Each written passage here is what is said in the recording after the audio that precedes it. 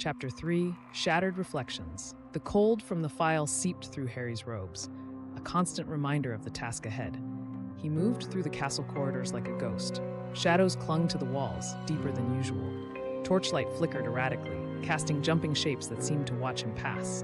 The whispering from the mirror echoed faintly in his mind. Alone, path unwinds. Snape's words about incursion points felt chillingly real.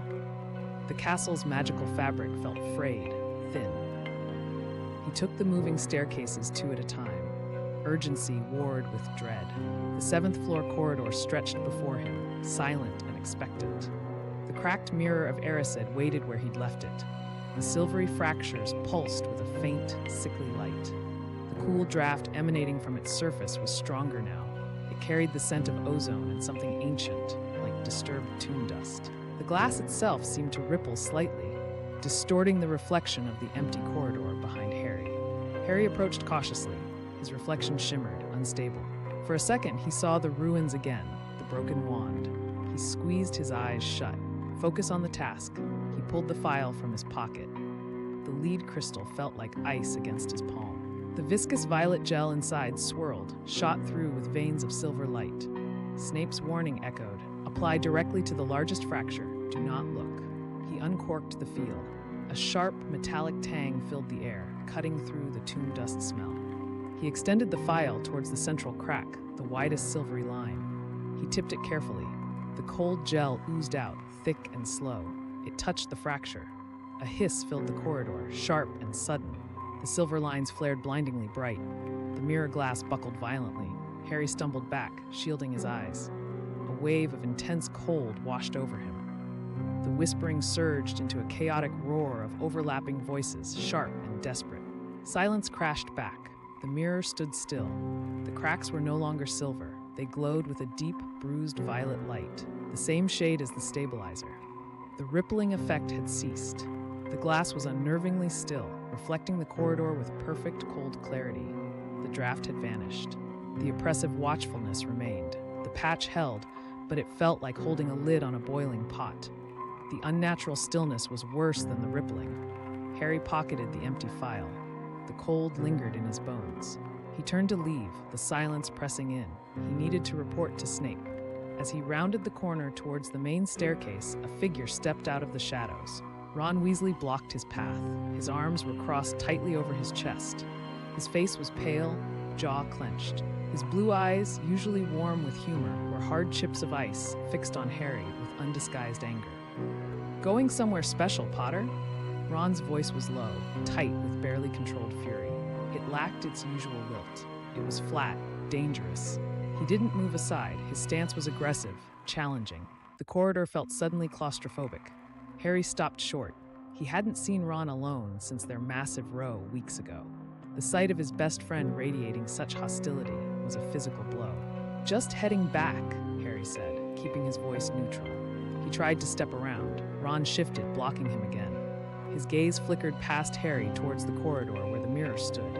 Suspicion hardened his features. His expression mirrored the cold watchfulness of the castle itself. The silence stretched, thick with unspoken accusations. Back from where? Ron demanded, his voice rising slightly.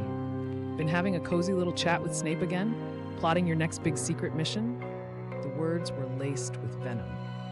Years of shared history felt like they were crumbling under the weight of Ron's bitterness. The image of his isolated future self flashed in Harry's mind. Was this the start of that path? Ron's distrust felt like a manifestation of the mirror's warning. Harry took a breath. It's not like that, Ron. He kept his tone level, fighting the urge to snap back. The cold from the field felt insignificant next to the chill Ron radiated. He saw the hurt beneath the anger in Ron's eyes, twisted into something ugly. The memory of their fight, Ron shouting about always being second best, about Harry keeping secrets, flooded back. It had been brutal. Not like what? Ron shot back, taking a half step closer.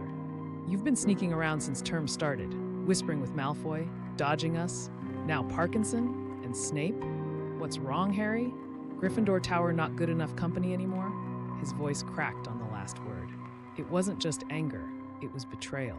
The flickering torchlight made the lines on Ron's face seem deeper, harsher. It's complicated, Harry said, frustration rising. He couldn't explain the mirror, Snape's warnings, the unstable magic. Not like this, not to Ron's angry face. Things are happening, dangerous things. I'm trying to figure it out.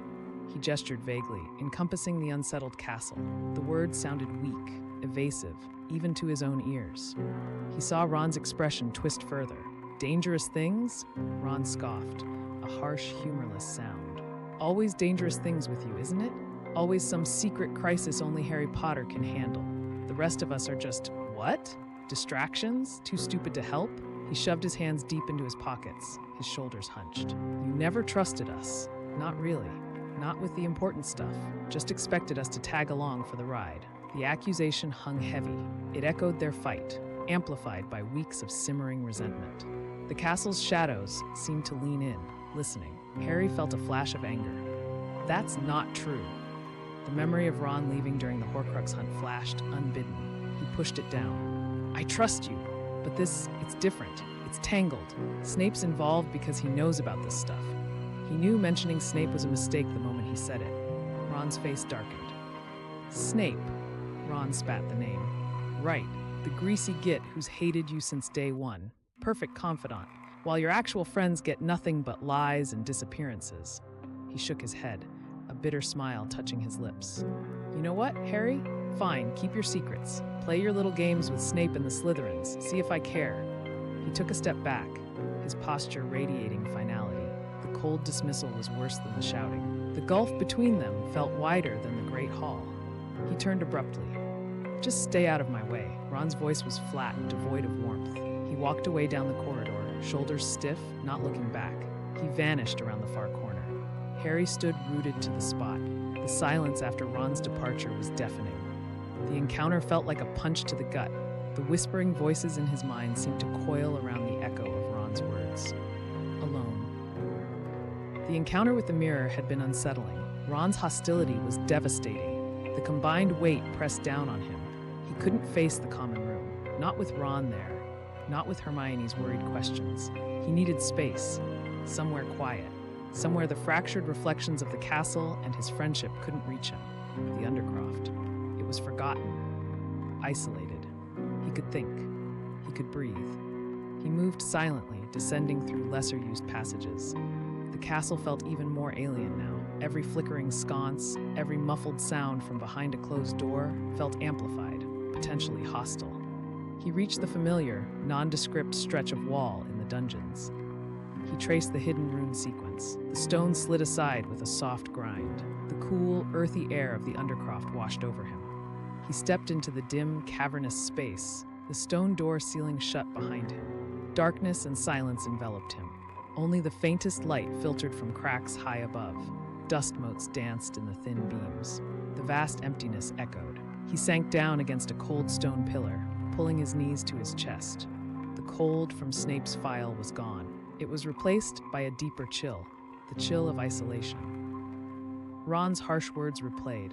The mirror's distorted vision of his future self felt less like a possibility and more like an inevitability taking root. The cracks weren't just in the glass anymore, they were spreading.